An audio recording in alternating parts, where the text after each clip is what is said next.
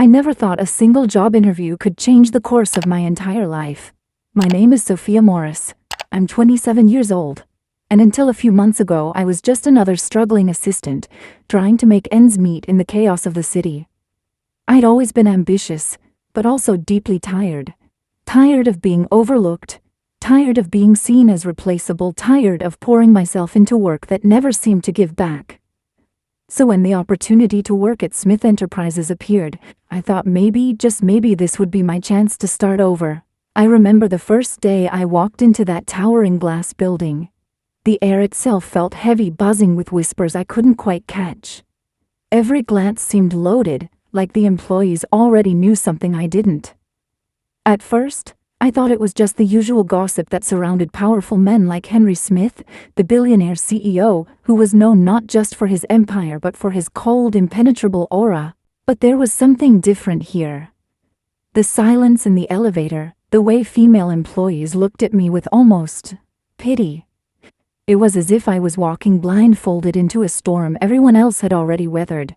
I would soon learn about the rule. Henry Smith didn't touch women. Not a handshake. Not a brush in the hallway. Nothing.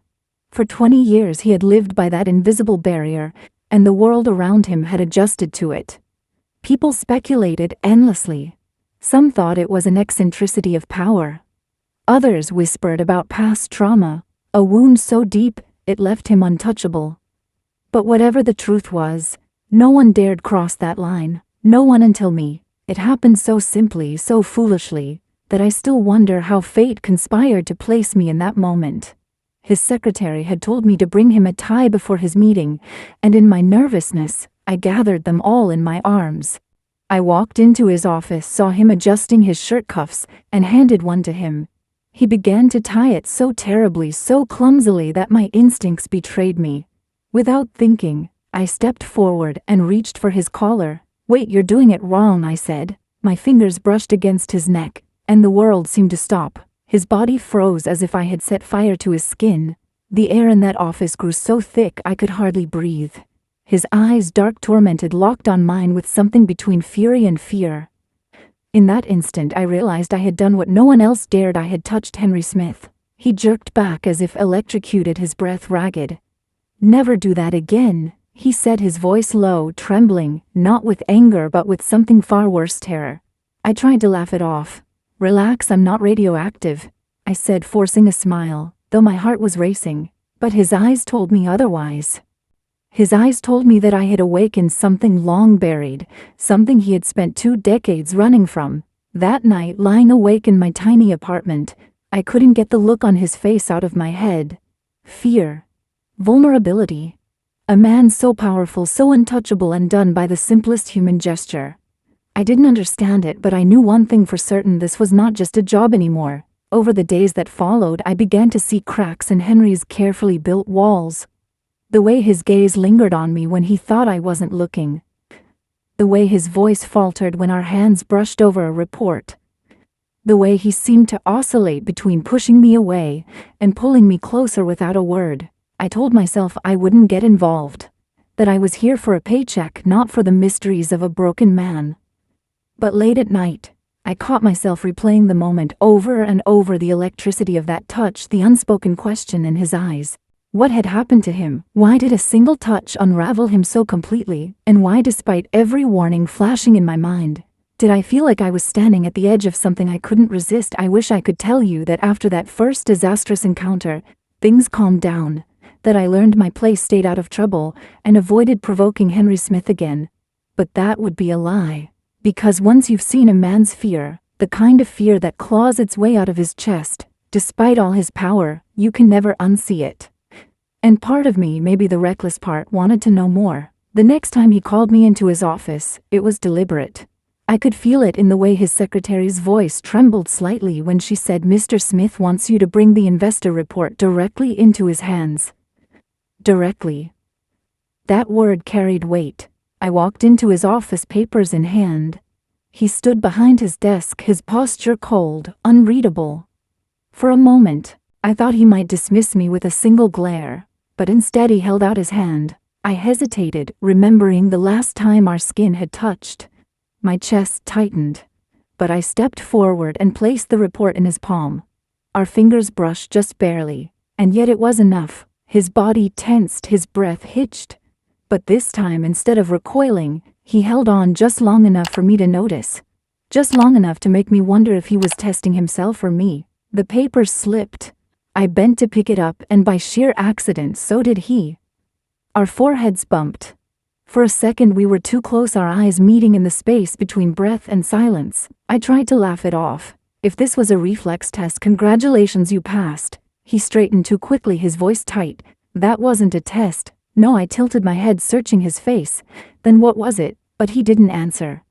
He turned away, walls slamming back into place as if that tiny crack in his armor had never happened. That night I couldn't stop replaying the moment. Not just the accidental closeness, but the way he looked at me.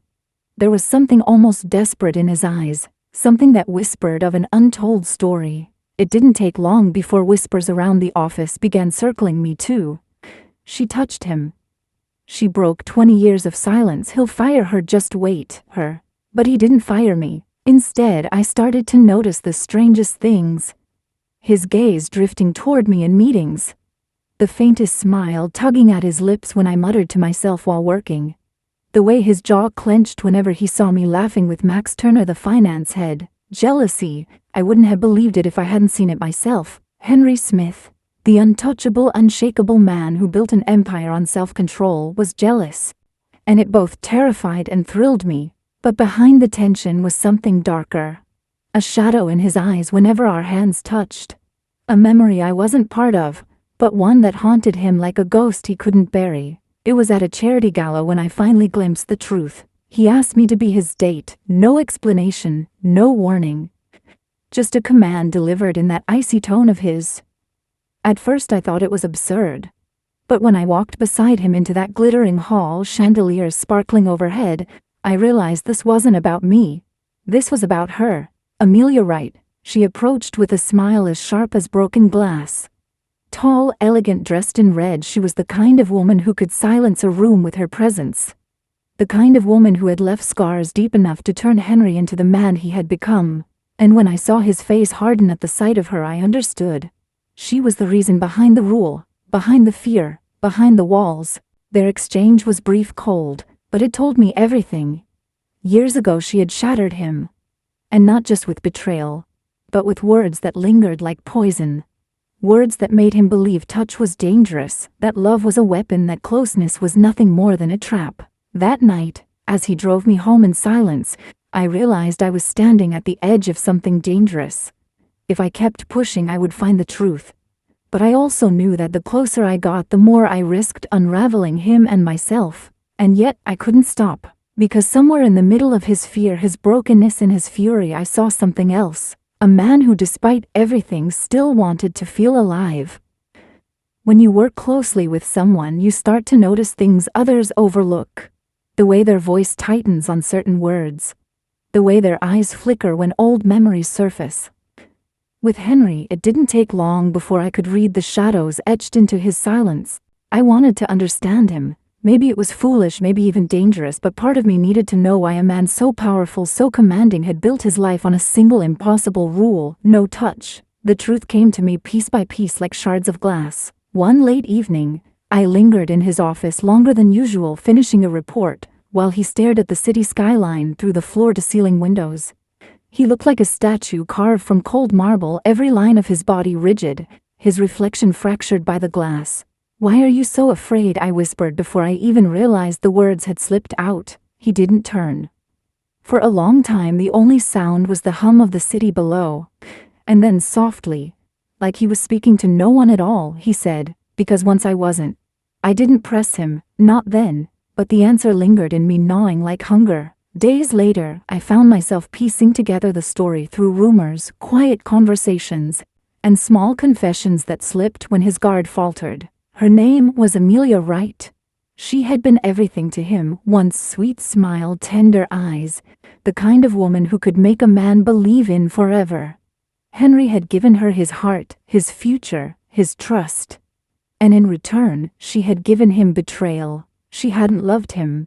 She had loved his name, his money, his rising power, and when someone wealthier, more connected came along, she left, without hesitation, without regret. But what destroyed him wasn't just her leaving, it was the way she had looked at him the day she walked away. Hand in hand with another man, her voice colder than steel, she told him, "You were never enough." Those words didn't just scar him, they rewired him. After that, touch became dangerous. Closeness became unbearable. To let someone near was to risk annihilation.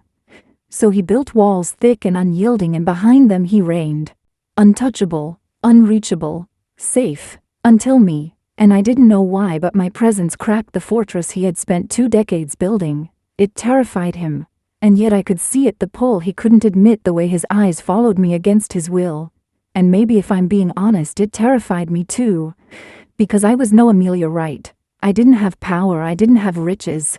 All I had was a stubborn heart and a reckless streak that made me reach for a man I should have left alone. The breaking point came one night at a rooftop event. The city lights sparkled below, the air thick with perfume and champagne. I wore a dress that wasn't extravagant but bold enough to make me feel seen, alive.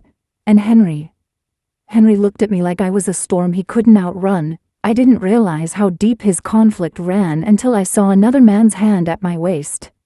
Nathan Carter. A charming snake in a tailored suit, the kind who collected women like trophies. I laughed at something he said, but before I could react, Henry was there, gripping my arm with a force that made my pulse jump. He pulled me away, his voice low, almost growling. I didn't like it. "What are you talking about?" I demanded. "It was just a touch." "I didn't like it," he repeated, and for the first time I saw it clearly. Jealousy, raw and consuming. I should have been angry. I should have walked away. Instead, my heart raced with a reckless thrill. "Henry, are you jealous?" He denied it, of course. But then, before either of us could think, he closed the distance. His hand at the back of my neck, his lips crashing onto mine. The kiss was fierce, hungry, a lifetime of restraint unraveling in a single moment. When he pulled away, breathless, his words were cold. This should never have happened. And yet I could still taste him, feel him, burn with him. I laughed bitterly, masking the sting in my chest. "You can't kiss me like that and pretend it's nothing." But that was exactly what he tried to do. In his world, control was everything. And I had just shattered it. After that rooftop kiss, everything changed between us, even when he pretended it hadn't. The next morning he avoided my gaze like I was fire, like if his eyes lingered even a second too long, the whole building would burn. He buried himself in meetings, contracts, anything to smother the memory. But I knew. I could feel it in the air between us, the way silence seemed heavier, the way every accidental brush of our hands made him flinch, the way his voice wavered when he called my name. And I was no saint. I didn't want to forget. I wanted to push. So I did. I teased him when he glared too long at my desk. I let my laugh linger in the air when Max told me a joke, knowing Henry could hear it from his glass office. And one afternoon I dropped a pen beside him during a meeting. As I bent down, I whispered just loud enough for him to hear, "You're staring again, Henry." He didn't move a muscle, but I saw the flicker in his jaw, the way his throat tightened. He wanted to snap back, to deny it, but he couldn't, because it was true. The tension grew unbearable. Every day felt like a battle neither of us could win. He would call me into his office with his usual coldness, but the second our eyes met, the air shifted. His control cracked, mine faltered, and we both walked that razor's edge between desire and denial. Until the night I found him at the bar. I hadn't planned to see him there. I had gone with Max after a long day, desperate for a drink, desperate to forget the way Henry's kiss still haunted me. But the moment I stepped inside, I felt his presence. He was sitting in the corner, a glass of whiskey untouched in his hand, his eyes locked on me like I was a storm he couldn't escape. And when he saw Max by my side, something in him snapped. Within minutes he was standing in front of me, his voice harsh. "Can we talk?" I raised an eyebrow. "Now I'm a little busy." 5 minutes, he demanded, his control unraveling with every word. I could have refused. Maybe I should have. But curiosity, or maybe something darker, made me follow him to a quieter corner. "What is your problem?" I asked, arms crossed. He hesitated, struggling like the words were trapped in his chest. His fists clenched, his jaw locked. And then I asked the question I already knew the answer to. "Henry, are you jealous?" The look in his eyes told me everything. He tried to deny it, but I stepped closer. Then why are you here pulling me away from him? Why does it matter? And before I could blink, he kissed me again. This kiss was different. The rooftop had been impulse, reckless, chaotic. But here in the dim glow of the bar it was surrender. His lips crashed against mine, his hands gripping me like I was the only thing keeping him from falling apart. And God help me, I kissed him back harder, desperate, because I had wanted this from the moment I walked into his office with a bundle of ties in my arms. The world dissolved around us. There was no bar, no Max, no rules, no 20 years of walls. There was only us, our lips, our breath, the electric heat that burned through every inch of distance we had once kept. When he pulled away, we were both breathless. His voice was ragged, broken. This was a mistake. I laughed, bitter and sharp. Is that all I am to you? A mistake? He didn't answer. He couldn't. And in his silence I saw the war tearing him apart, the man who had vowed never to touch, never to feel, never to lose control again, and the man who couldn't stop himself when it came to me. That night I walked away, my chest aching with both fury and longing. But even as I left him standing there, I knew the truth neither of us could deny anymore. We were past the point of no return. For days after that night, Henry kept his distance. Meetings were shorter, conversations clipped. His eyes, when they did meet mine, were full of storms but locked tight like he had caged himself again. I told myself I didn't care, that I could walk away, that I was just an assistant, and assistants don't fall for broken billionaires with ghosts in their eyes. But every night, lying in my tiny bed, I felt that kiss on my lips like a brand. Every morning when I walked into that glass tower, I felt his absence like a wound. It all came crashing down the evening I found him alone in the boardroom. Everyone else had gone home. The city lights glowed beyond the windows, painting the room in gold and shadow. He sat at the long table, his head bowed, his tie loosened, his shoulders heavy in a way that frightened me. Henry, my voice cracked in the silence. He looked up slowly, and for the first time since I'd met him he looked human. Not the untouchable CEO, not the cold commanding man. Just a man who had been carrying too much for too long. I ruined you, he said quietly. I blinked. What are you talking about? You didn't come here for this, he whispered. You came for a job, a chance, and I dragged you into my cage. I kissed you and I hate myself for it. Because if I can't control myself around you, then I am nothing. I walked closer, my heels clicking against the marble floor, my heart pounding with every step.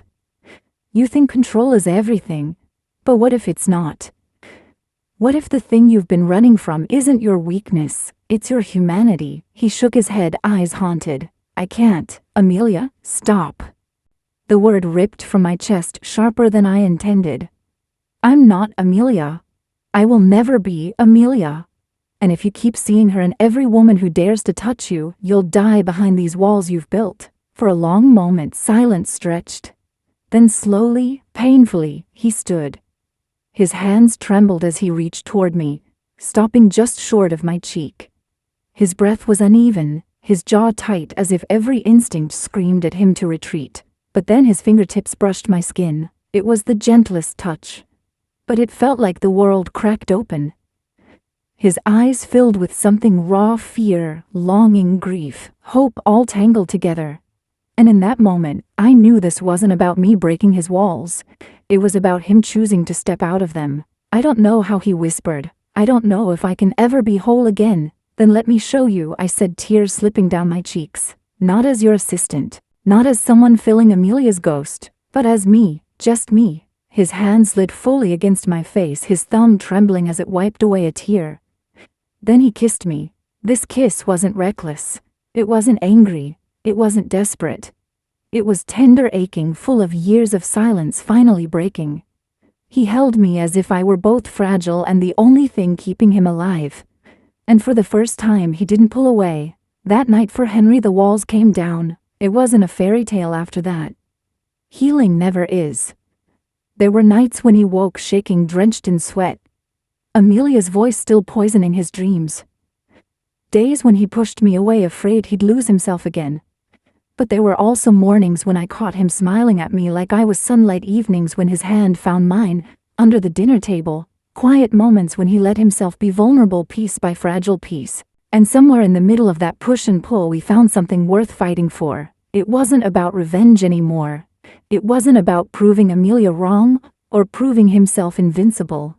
It was about choosing love even when it terrified him, choosing touch even when it burned, choosing me every single day despite the shadows of his past. Looking back, I realize now that we were both broken when we found each other. Me with my hunger to be seen, to be more than replaceable. Him with his wounds stitched shut so tight they nearly suffocated him. But sometimes two broken people don't destroy each other. Sometimes they piece each other back together. If you've ever loved someone who was afraid to love you back, you know the courage it takes to stay. You know the patience it takes to wait for the walls to fall. And you know the beauty of that moment when they finally let you in. So this is my story. The story of a man who hadn't touched a woman in 20 years, and the woman who touched not just his skin, but his soul. And if you've ever been told you are not enough, I want you to hear me. You are more than enough. You always were. If this story touched you, please like this video.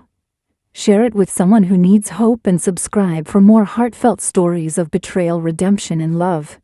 And tell me in the comments, would you wait for someone to break their walls, or would you walk away?